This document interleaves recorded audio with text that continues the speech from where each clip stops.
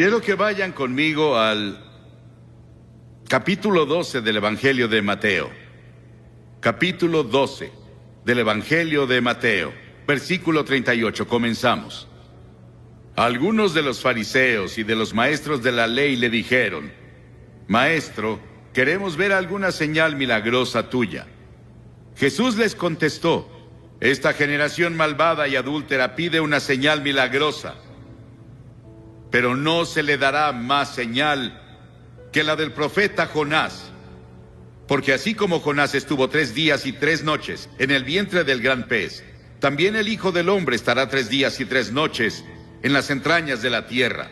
Los habitantes de Nínive se levantarán en el juicio contra esta generación y la condenarán, porque ellos se arrepintieron con la predicación de Jonás. Y aquí tienen a uno más grande que Jonás. En este pasaje, que se refiere al pequeño libro de Jonás, solo hay 4 capítulos en ese libro. Es uno de los libros más controversiales en la Biblia, pero también es uno de los más emocionantes e interesantes libros en la Biblia. Y lo lees de principio a fin y está lleno de emoción, pero también lleno del Evangelio. Él estaba apuntando al Evangelio, cuando Cristo vendría y moriría en la cruz, y pasaría 3 días y 3 noches en la tumba, y resucitaría de entre los muertos. Con todas las cosas que están pasando en el mundo biológico hoy, las personas tienen mucho menos dificultad en creer los hechos de esta historia que hace 50 años. Dios fue con Jonás. Vivía en la parte norte de Israel. Y las Escrituras dicen en el primer versículo de Jonás: la palabra del Señor vino a Jonás. La palabra del Señor vino a Jonás. Pero a Jonás no le gustó el llamado que le dieron. Dios dijo: quiero que vayas a Nínive, esa gran malvada ciudad. Es la capital del imperio más poderoso en el mundo, y quiero que vayas a predicarles y a predicar arrepentimiento y a decirles que si no se arrepienten, voy a destruirlos. Y a Jonás no le gustó, no quería a los ninivitas, porque los ninivitas llegaban con sus ejércitos y eran personas muy crueles. La historia nos dice que estaban entre las personas más brutales de la historia, y la forma en que trataban a sus prisioneros era algo que no repetiría desde la plataforma. Era tan horrible y tan terrible que Jonás no los quería. De hecho, él los odiaba. Y dijo: no voy a ir, Señor. Él fue a Jope, se compró un boleto y se subió a un barco a Tarsis, que estaba del otro lado de España. Y mientras estuvo en el barco, llegó una tormenta, un huracán les pegó. Y los marineros se asustaron. Creyeron que iban a morir y dijeron: algo anda mal. Comenzaron a orar a sus diferentes dioses. Y el capitán bajó al casco del barco y vio a Jonás acostado ahí durmiendo. Y el capitán se dio cuenta de que algo estaba mal, porque él oyó que Jonás estaba huyendo de su Dios. Y el capitán lo despertó. Y los marineros después echaron la carga. Decidieron que, junto con Jonás, él admitió que él estaba mal. Y dijeron: ¿qué haremos contigo? Él dijo: láncenme por la borda, y cuando caiga por la borda, el mar se calmará. El salmista dijo: ¿a dónde podría alejarme de tu espíritu? ¿A dónde podría huir de tu presencia? Jonás no podía huir de Dios. El diablo siempre tendrá un barco listo cuando una persona quiere huir de Dios. Jonás pensó que había pagado el pasaje, y el capitán del barco pensó lo mismo. Ambos cometieron un error. El pasaje más costoso que se paga es cuando navegas lejos de Dios. Entonces sí pagas un precio. La paga del pecado es la muerte. Cuentan la historia de Aaron Burr, quien estaba en Princeton y fue a una reunión evangelística y tuvo la convicción de pecado por 2 semanas. Y se puso bajo las estrellas una noche y dijo: Dios, no soporto esta convicción que pusiste en mí de mis pecados. Si me dejas en paz, no te molestaré nunca. Y desde esa vez Nos dijeron que su alma está muerta. Intentó encontrar algo al final de su vida, pero ya era muy tarde. Esos marineros echaron su carga y cayeron sobre Jonás. Y Jonás cambió de opinión, y Dios preparó un gran pez. 3 días y 3 noches tuvo para pensarlo. Qué terrible agonía debió sentir. Hay 2 formas de encontrar juicio: resistir e ir más profundo en tu pecado, o volverte a Dios. Pedro caminó sobre el agua y comenzó a mirar alrededor. Quitó sus ojos de Jesús y dijo: Señor, sálvame. La Biblia enseña que estamos muertos en transgresiones y pecados. La Biblia dice que eres un cuerpo, pero dentro de tu cuerpo está tu espíritu, tu alma. Es la parte con la que puedes tener comunión con Dios. Y está muerta. Y solo tienes vida por el Espíritu Santo cuando llegas y te arrepientes de tus pecados y recibes a Cristo como tu Señor y Salvador. Dios provee todos los medios de escape, pero tú estás atado de manos y pies por tus pecados. El Espíritu debe venir y cortar las cadenas, y luego tú saltas a tu libertad. Porque verás, esta historia nos cuenta la historia de la cruz. Que Jesucristo murió en la cruz, que fue enterrado, que resucitó y está vivo esta noche. Él quiere entrar a tu corazón y cambiar la dirección de tu vida y darte paz y gozo como nunca has conocido. El Evangelio de Jonás. El Señor dio una orden y el pez vomitó a Jonás en tierra firme. Y la palabra del Señor vino a Jonás por segunda vez. Dios le dio otra oportunidad. Dios dijo: ve a Nínive. Y Jonás se levantó y fue a Nínive de acuerdo con la palabra del Señor. Y él clamó y dijo, comenzó a hablar en Nínive y dijo: Dios los librará por otros 40 días.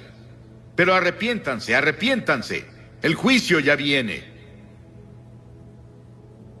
Ese era Dios hablando a través de su mensajero. Ahora Jonás no quería hacerlo. No sentía ganas de hacerlo. Pero estuvo entregando el mensaje del Señor. Y el mensaje de Jonás no daba promesa de misericordia. Era un mensaje de arrepentimiento. Pero las personas de Nínive creyeron su mensaje. Y la Biblia dice que el avivamiento más grande, la mayor campaña evangelística en la historia del mundo, tuvo lugar en Nínive. Era una ciudad de tal vez 600,000 personas, más o menos según el comentario que lean. Y toda la ciudad, desde el rey hasta el más bajo, se arrepintieron. El rey se quitó el manto real, bajó del trono, fue a la calle, a la tierra, en cilicio y cenizas, y se arrepintió de sus pecados. Y Dios tuvo misericordia no solo del rey, sino de las personas, y todas las personas fueron salvadas. Eso podría pasar aquí. ¿No sería maravilloso si Portland, toda la ciudad, todo el estado de Oregon, todo el noroeste, se volviera a Dios? El rey de inmediato proclamó ayuno, y las personas no comieron, no bebieron. Hicieron ayuno y oraron. Tuvieron un gran avivamiento espiritual en Nínive. Los habitantes de Nínive, dijo Jesús, se levantarán en el juicio contra esta generación y la condenarán, porque ellos se arrepintieron con la predicación de Jonás. Pero uno más grande que Jonás está aquí. Si ellos se arrepintieron con la predicación de Jonás, ¿cuánto más debieron arrepentirse cuando oyeron el Evangelio de Cristo? Dios nos está advirtiendo ahora, con los huracanes y terremotos, con la violencia y todo tipo de problemas que ahora están afectando a todo el mundo. nuestros problemas económicos. Todas esas cosas Dios las está usando para hablarnos. Y si no nos arrepentimos y nos volvemos a Él, el juicio vendrá. En Génesis 6, hablando de los días de Noé, las Escrituras dicen: no contenderá mi espíritu con el hombre para siempre. Serán sus días 120 años.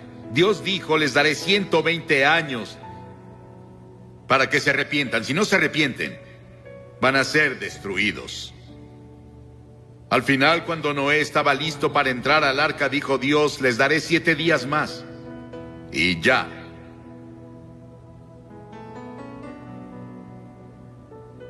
La gracia de Dios es más grande que nuestros pecados. Nínive escuchó a un predicador. ¿Cuántos predicadores has escuchado? ¿Cuántos programas de televisión y radio cristianos has escuchado? ¿En cuántos servicios de iglesia has estado? ¿Cuántas Biblias tienes en tu casa? Nínive solo tuvo una advertencia, un solo servicio. Y toda la ciudad se volvió a Dios.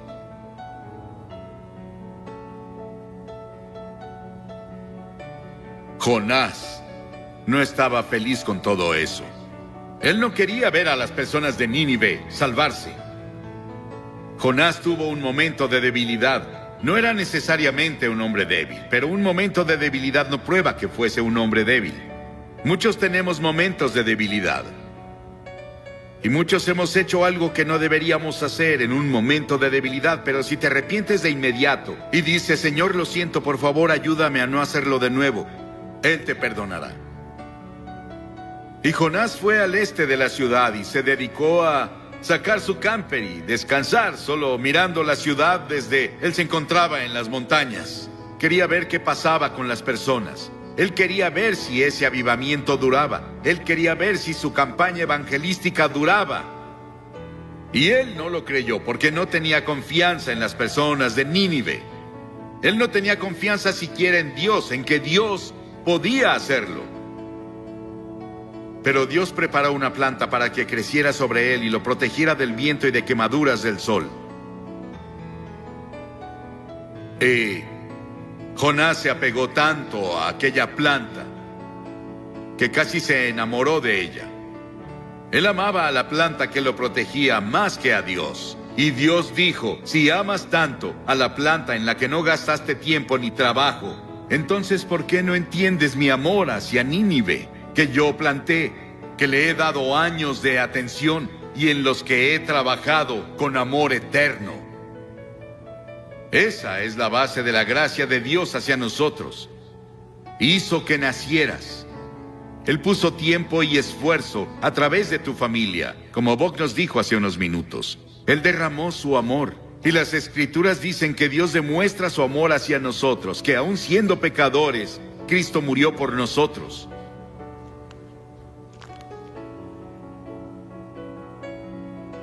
Las cosas que obtenemos de este libro de Jonás. Dios se preocupa por ti. Dios es poderoso y puede usar las fuerzas de la naturaleza para despertarte y llevarte al reino. En Año Nuevo, en 1929, Georgia Tech enfrentó a la Universidad de California en el Tazón de las Rosas. En el juego, un jugador interceptó un pase, pero se confundió y corrió en la dirección opuesta. Un compañero lo tacleó, justo antes de que anotara un touchdown contra su propio equipo. En el medio tiempo, todos los jugadores fueron a los vestidores y se sentaron preguntándose qué diría el entrenador. Ese joven se sentó solo, se puso una toalla sobre su cabeza y lloró como bebé. Cuando el equipo iba a volver al campo para la segunda mitad, el entrenador lo sorprendió cuando anunció que los mismos jugadores que iniciaron la primera mitad iniciarían la segunda. Todos los jugadores dejaron los vestidores, salvo este joven. Él no se movió. El entrenador miró y lo llamó de nuevo, y vio que sus mejillas estaban mojadas con grandes lágrimas de hombre. Y dijo: entrenador, no puedo hacerlo. Lo arruiné. He arruinado y deshonrado a la Universidad de California. Me arruiné yo mismo. No podría enfrentar la multitud en el estadio de nuevo. El entrenador puso su mano sobre su hombro y dijo: Roy, levántate y regresa. Este juego solo va a la mitad. Cuando leí la historia dentro de mí, dije: ¡qué entrenador! Cuando leí la historia de Jonás y leo la historia de miles como él, digo: ¡qué Dios! Que me da una segunda oportunidad. Y a algunos les está dando otra oportunidad esta noche, para darle tu corazón y tu vida a Cristo y asegurarte que si mueres te irás al cielo. Voy a pedirte que te levantes de tu asiento ahora y vengas a pararte frente a esta plataforma y digas al venir: abro mi corazón y le doy mi vida a Cristo. Tal vez fuiste bautizado o confirmado y eres un buen miembro de la iglesia, pero en el fondo no estás seguro. No estás seguro como estás ante Dios y no estás seguro de que te has arrepentido, o que en verdad por fe lo recibiste como Señor y Salvador. Él te ofrece su misericordia y su amor y su gracia esta noche y dice: te amo. Y voy a pedirte que vengas y dirás: ¿por qué le pides a las personas que pasen públicamente? Todas las personas a las que Jesús llamó lo hizo públicamente, ¿sabías eso? Cada persona que llegó a Cristo en el Nuevo Testamento fue públicamente. Él dijo: si no estás dispuesto a reconocerme ante los hombres, no te reconoceré ante mi Padre que está en el cielo. Levántate y ven ahora desde arriba en la galería toda esa parte. Y si estás viendo por televisión en otros países o en otro estadio, levántate y ve al frente de tu pantalla como las personas que ya comenzaron a venir. Vamos a esperar. Ora por la persona que está a tu derecha, a tu izquierda, enfrente de ti y atrás de ti. Tal vez nadie ha orado por ellos antes, para que encuentren un Salvador. Ora por ellos. Vamos a hacer que toda la audiencia haga una oración en silencio. Pídele a Dios que haga una obra poderosa esta noche en los corazones de muchas personas. Muchas personas ya vienen en camino. Ven. Desde la fila de arriba te tomará un minuto extra venir, así que comienza ya. Si estás con amigos o familia, puedes traer a tu amigo, o puede esperarte.